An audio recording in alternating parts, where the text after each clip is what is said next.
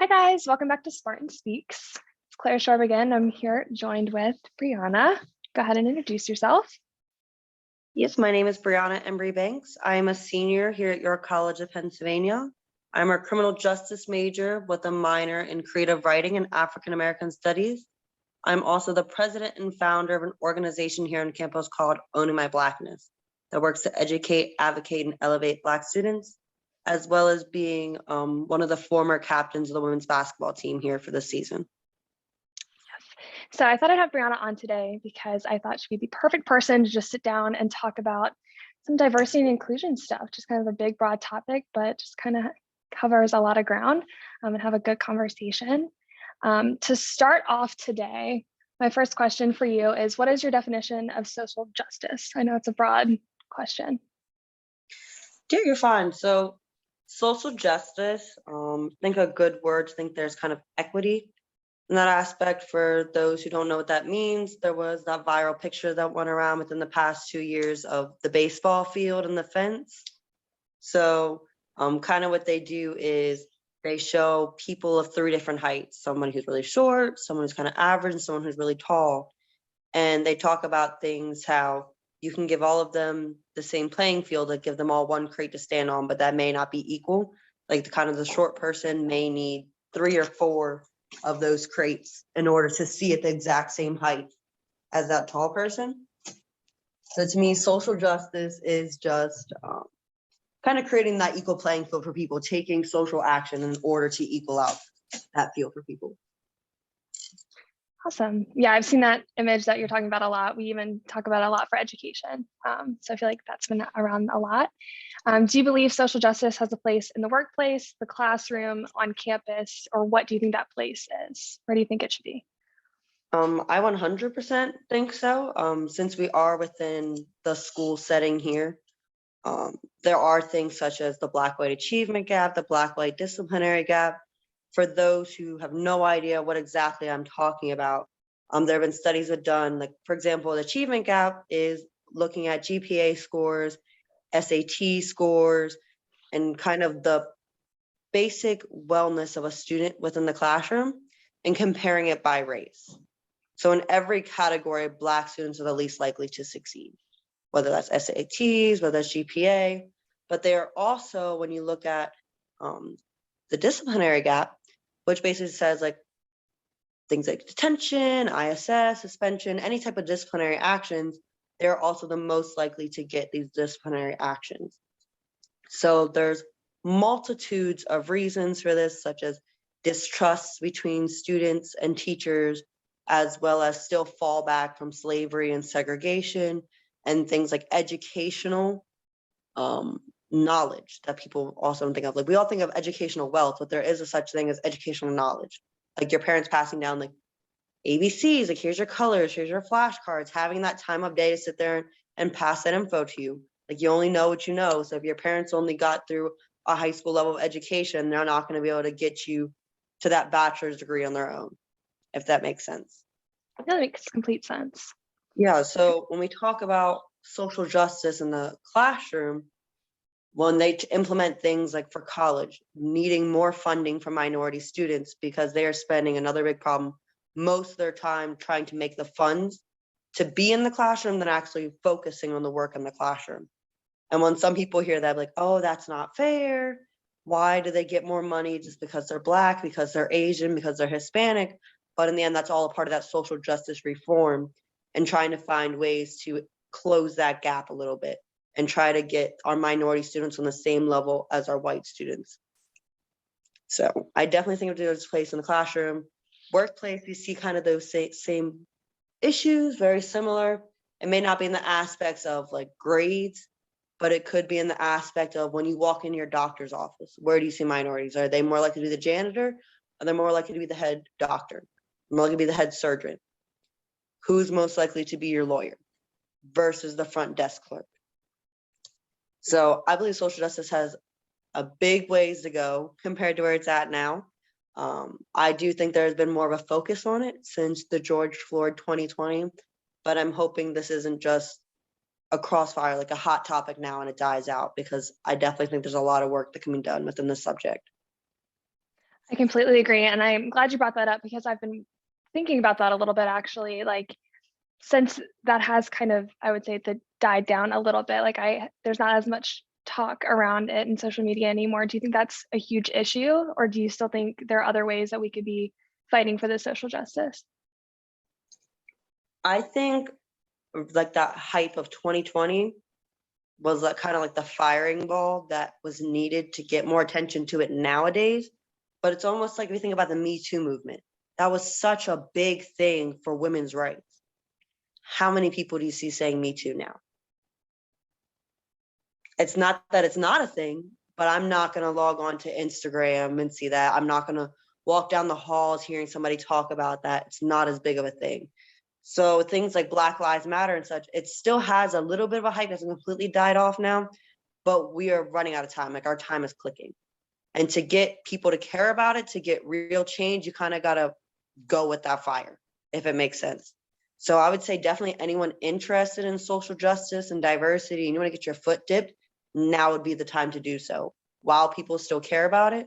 Because as it gets farther and farther out of the spotlight, as awful as it sounds, it's gonna be a lot harder to push things to actually change.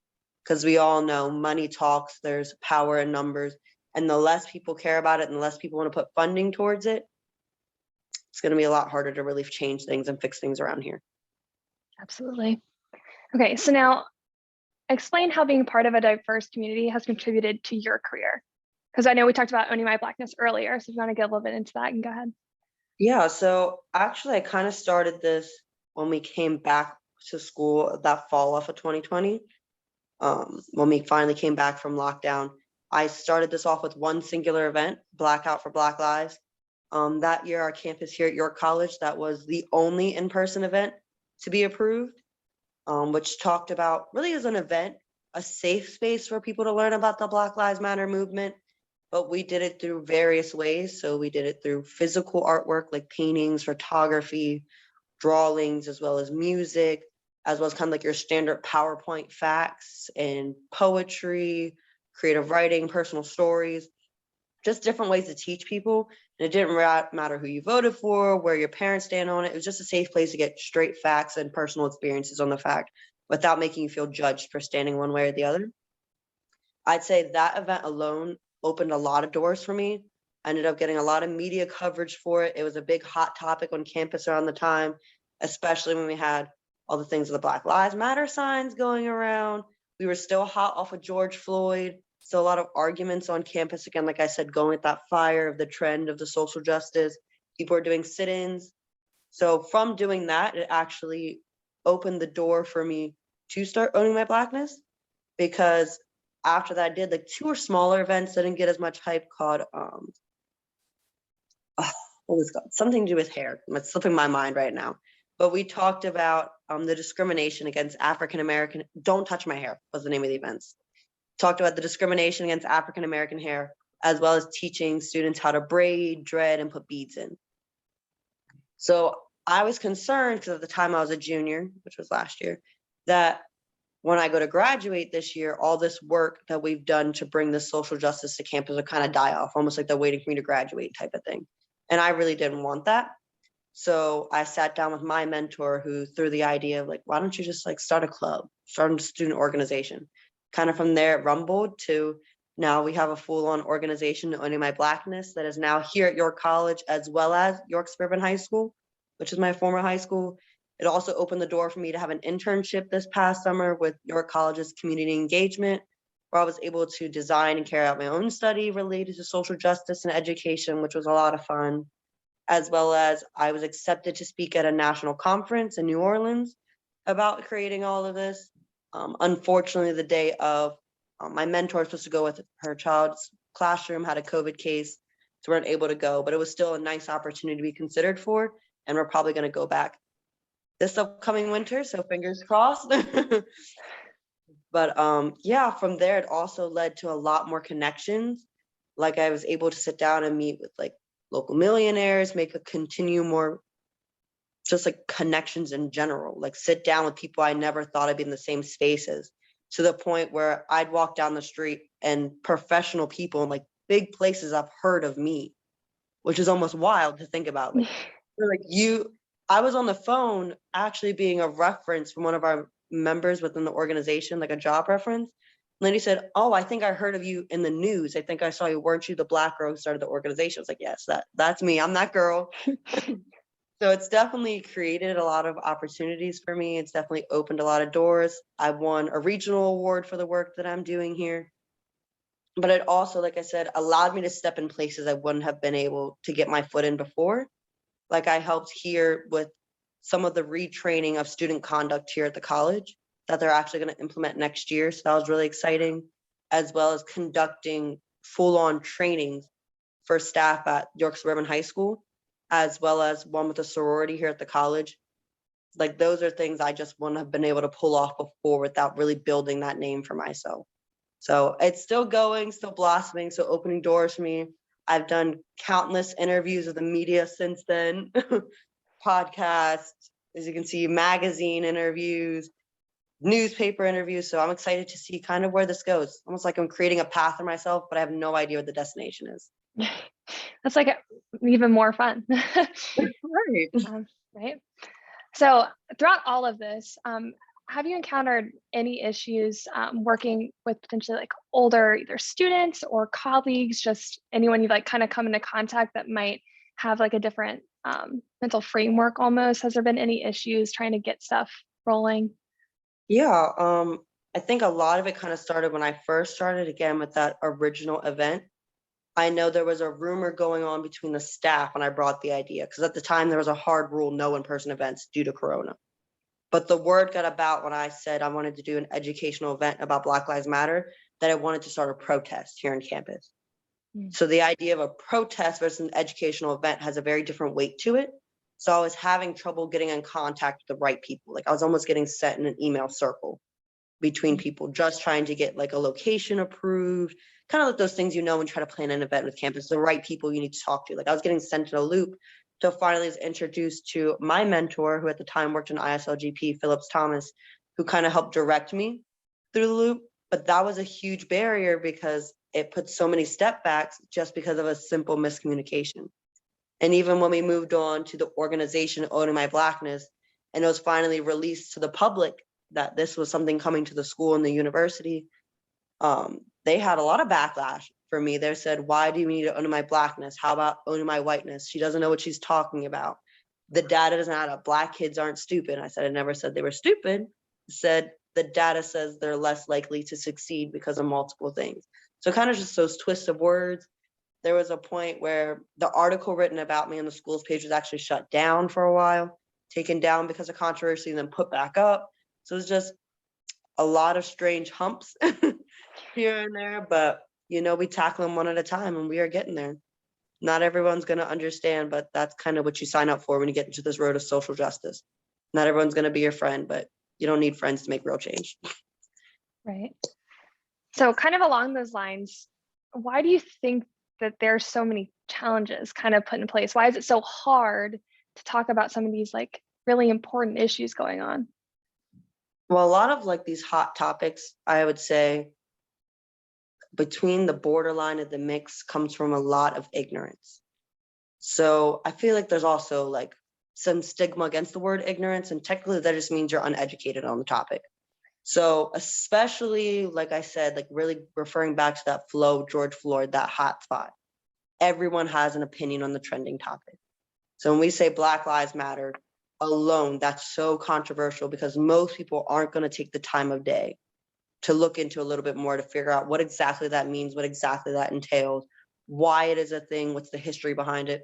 Most people aren't. They're going to see somebody that they trust running their mouth in a post or online, and they're kind of just going to go with it. And they're going to repeat it onto their friends, repeat it onto their friend, which gets that chain effect, if that makes sense. So kind of that polarized, that kind of hostility and the opinions come along from that. And I really think if more people took the time of the day, which is kind of why I did Blackout for Black Lives, was that stem of ignorance. Like people who believe that are terrorists and they're awful people and white people matter too. It's like, but if you educated yourself a little bit more, we wouldn't have such difficult topics. And there's also the people who are educated that have an opinion and kind of set in their ways. Like there's no amount of facts I can throw in your face. There's no amount of data I can show you that's going to change. And sometimes you just kind of have to rock with that. Like, okay, like you do you, and I'm going to continue doing what I'm doing. Right. For people that will listen and get it more, it makes sense. Okay, so what do you think an organization can do to create like a more inclusive environment? So we've been talking a lot about social justice and little things that we can implement, but what about like on campus? What do you think we could be doing more of? Yeah, so that's actually a fun thing that I'm kind of exploring with here now. Anyone who knows me and is close to me, I always have big, crazy ideas and I kind of just go with it. Like there's no stopping me till I accomplish it. There's no real structured way. I know some things I'm working on now is, like I said, a lot of our minority students are struggling significantly financially. So they're spending way more time doing GoFundMes, working 2 to 3 jobs, on campus, off campus. Some of them don't have access to even transportation to be working all these jobs, and they're not focusing as much as they should be in the classroom due to this. So I've been talking to financial aid, some people who work with scholarships. Here's the thing, figure out, are there any scholarships here for minority students, underrepresented students of the sorts that we can work out? So I'm kind of working with them now, kind of about that. And honestly, all that comes from is me being able to do my research, building this platform for myself, people take me seriously, and just being in the room with the right people, if that makes sense. But as students who may not have that same platform as me, that same name, or even the same education level, like I've probably done 5 years prior to even coming to campus of research on the topic, there's power in numbers. And one of the things I preach to the kids in OME is, as a student, you have way more power than you think you do. Because at the end of the day, the whole education system is framed around you as the student. So if enough students go to the right people respectfully and know what they're talking about, you can make real change. Because at the end of the day, they're here to try to make your experience better. They want more students to come in. So as an everyday student, I would just say educating yourself and spreading the information you have and creating more of that buzz, more of that fire. Because like I said, once it has more popularity, more of that trending, you'll be able to see more effort and work being done by the people who can actually make change, who have those platforms to do so. Absolutely. No, it does. Yeah, completely. I feel like even just talking more about it, like you and I sitting here having this conversation, is even adding to it as well. And that's just something as simple as me sending you a text saying, hey, let's talk about this, you know? So going off of that, let's switch it up just a little bit. So we were talking about a lot of like diversity and inclusion, this stuff obviously that you're very well versed in. But another side that I thought would be a great topic to talk to you about is like this kind of female perspective in sports. We're both here at your college, female athletes on different perspective teams, even different captains of different teams. So there's some stuff I just kind of wanted to chit chat with you about. So the first one is, have you heard about this Billy Graham or Mike Pence rule? It's basically this practice in which men aren't allowed to meet in private with women. Do you think this rule prevents an inclusive and diverse environment wherever we are, even if that's just athletics? It could be in the business professional world as well, even in the classroom. What are some thoughts you have on that? Yeah, I actually haven't heard of this rule, which is very interesting. I always like to make it very clear, like if I'm kind of ignorant on a topic, so that way, since I preach education, so for those who are listening to this who are really educated, I'm not very well rounded on it. But my opinion from what I do know about the sports is, I can see it causing some issues, but I can also see kind of why it was created in a sense. I feel like it could probably delay some action, but I don't know how much it would really prevent it, if that makes sense. Because I feel like even to make real change, oftentimes it takes more than 2 people to make this level of change and diversity and such. So I feel like having one extra person in the room, another female or such, and it also could possibly help with comfortability level. Oftentimes when it's one-on-one and you want to have these hard social topics, informations, it's very easy for a person with a more dominant personality like myself to almost like gaslight the other person who may be just as educated, just as intelligent, have great ideas, may not have that strong personality to fight back with you. So sometimes having just like an extra person for comfortability or just to keep like a mediator of the conversation might actually be useful. So I don't know. That's kind of my input on it. I feel like I would need more information to really say if it makes like a huge difference or not. That's kind of my opinion on it. Gotcha. Okay, so now thinking of this kind of divide almost, so we're talking about inclusion. In our world of athletics, have you ever sensed someone potentially being biased or judging you as an athlete based on your gender? 100%. There's always that bias that girls are weaker and girls need to act a certain way. I know at least for basketball, I'm not sure if it's the same with volleyball and such.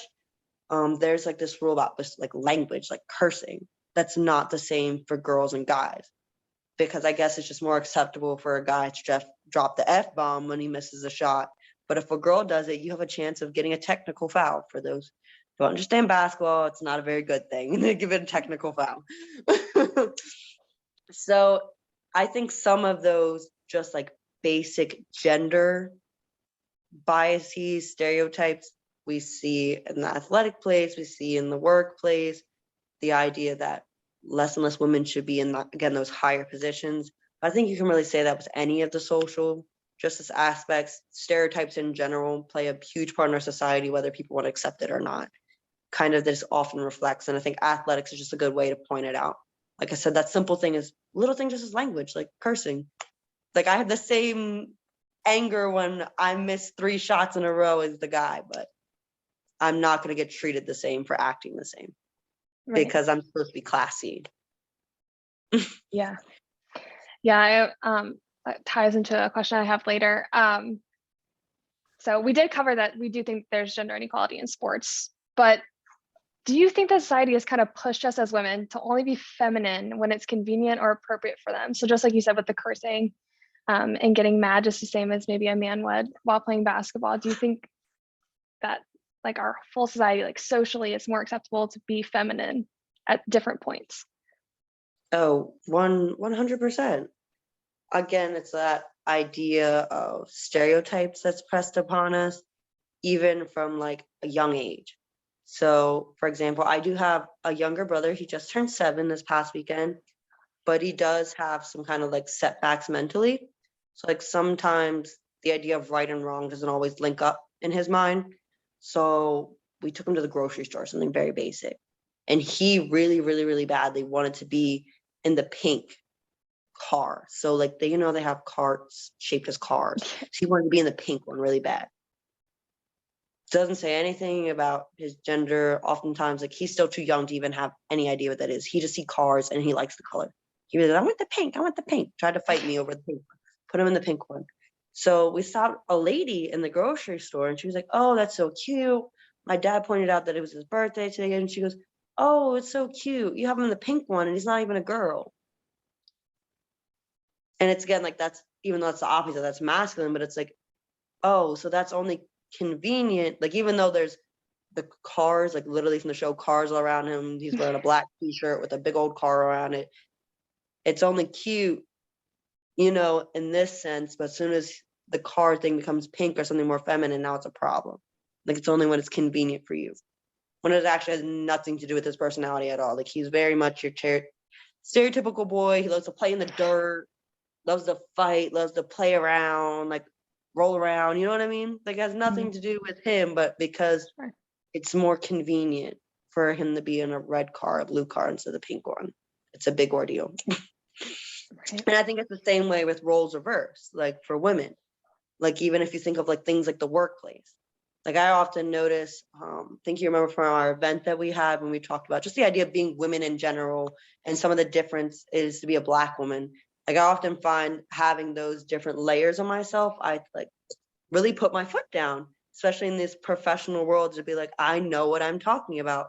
Because oftentimes there's that thing that like women are soft, women are dainty. They might not always know what they're talking about when it comes to work. Like they're just there to sit there and look pretty, almost like the face of the business. Like, no, like I did my education, like I know what I'm talking about, Mm-hmm. So I feel like oftentimes I have to just drop fact after fact after fact before I can actually lay my ideas down just to be respected in the room. That oftentimes my male counterpart counterparts don't have to, that they have that automatic respect. Yeah, I just find it interesting because a lot of the times we are expected to be seen as like nurturing and like level-headed. We get called emotional, right? Yet if we're too tough, then there's something wrong with us. It's this fine line that we have to walk as women. And I feel like even though we've come such a long way, and this is about everything, like social justice, we've come a really long way, and gender inequality, we've come a long way, but it's still an issue. And I think people start to lose sight of that yes, we've done great work. People have made great change and taken great steps. But just like you said, just this one example with your brother, people are still seeing an issue with a pink car. Like, it doesn't quite make sense. Do you believe that this will become less and less of an issue as the years go on? To be completely honest, I think issues like this will never go away. Because for one, society is not very big on change as it is, and you can change, even if it gets as big to, we're going to change a law, we're going to put a law in place. Just because something's a rule doesn't necessarily mean people follow it. Just like it's a law not to steal, it's a law not to murder. People still do both of them to this day. Things like slavery, as most people don't want to believe it, slavery is still very much happening today. It may not be in your face as much, it may not look the way you think it looks, but doesn't mean it's still not happening. So to kind of make it in a way people are kind of lost right now, take the idea of the cell phone, right? You go all the way back in time when it first got started, there's a line connected to the wall, there's a line connected to the phone, you got to do a little spinny thing, but the essential idea of it is that it makes the call. And then we get all the way up to the cell phone today. The same principles of it to make communication still works, but it doesn't look the same way it does today. So you apply that to things like social justice, like police brutality, for example. You go back to slave times, that example of imbalance, however it looks, it may not look the same with the chains and the whips necessarily, but there's still that same power imbalance today. So I don't think these issues will ever be completely resolved. I just think they'll take a new face as time goes on to kind of match with society. It's a great perspective. I didn't even think about it like that. Wow. So similarly, I feel like on the flip side, we see a lot of times that like the stereotypes on women and this gender inequality is highlighted, right? Talking about wearing eyeliner on the court. Oh, she must not be very good at her sport, right? Or she's too muscular or not muscular enough. But at the same time, I feel like men are starting to face these issues as well. They're not, same with your brother, you're not allowed to potentially enjoy more feminine things. But I also feel like that's not being talked about. Do you think it should be? I 100% agree.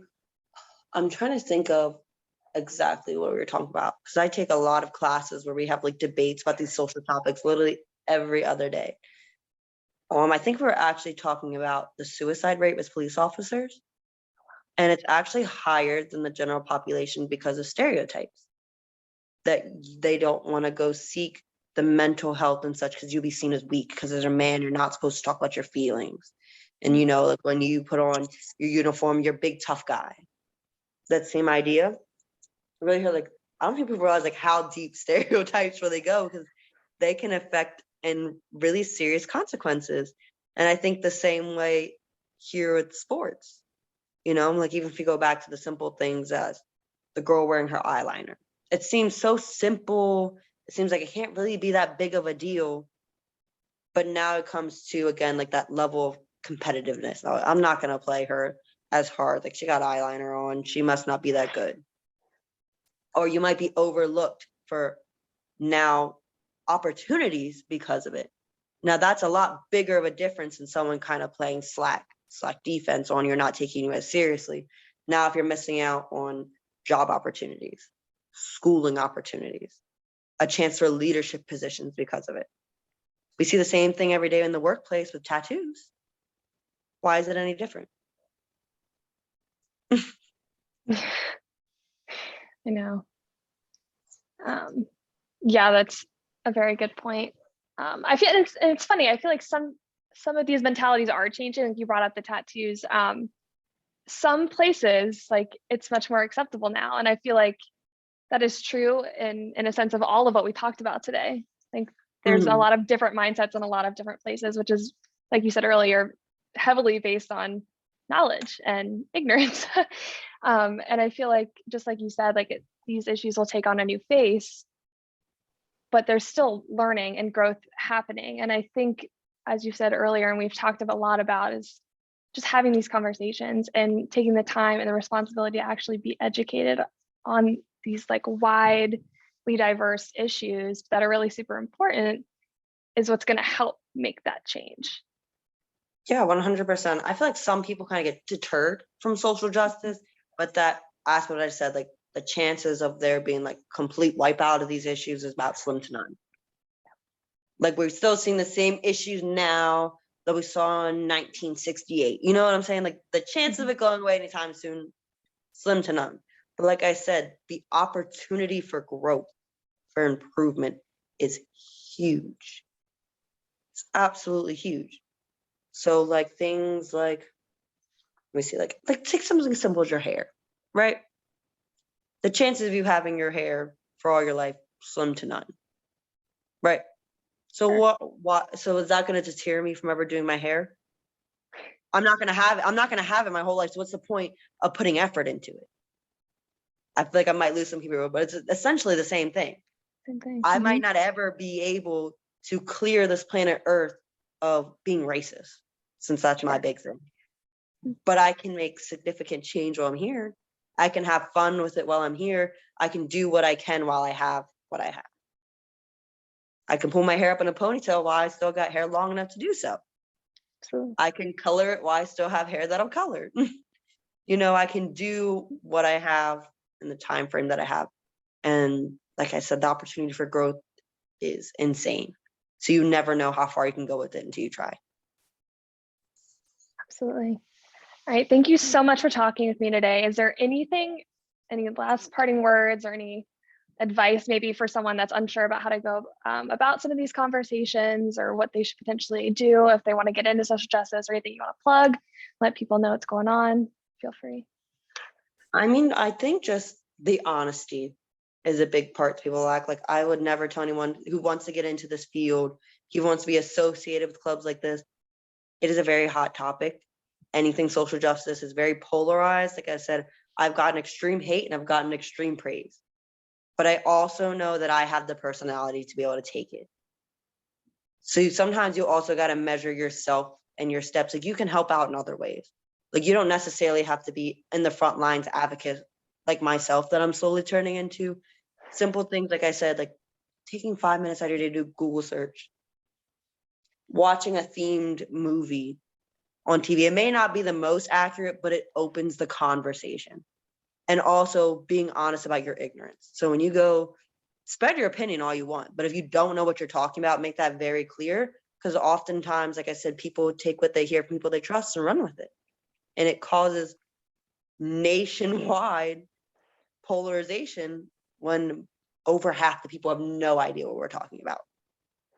So I think that's my best advice. Kind of level out your own playing field, do the education, and do what's best for you. Awesome. Perfect. Thank you so much. All right, guys, that was Briaunna Embrey-Banks. She is amazing. I'm happy you guys have gotten this far in our conversation. I know we started just chit-chatting a little bit in there, but it was just a great conversation, and we get excited to talk about a lot of these things. So this should now be on the YSB Athletic page. It is its own drop down. YSB should be Spartan Speaks from the SAC podcast here.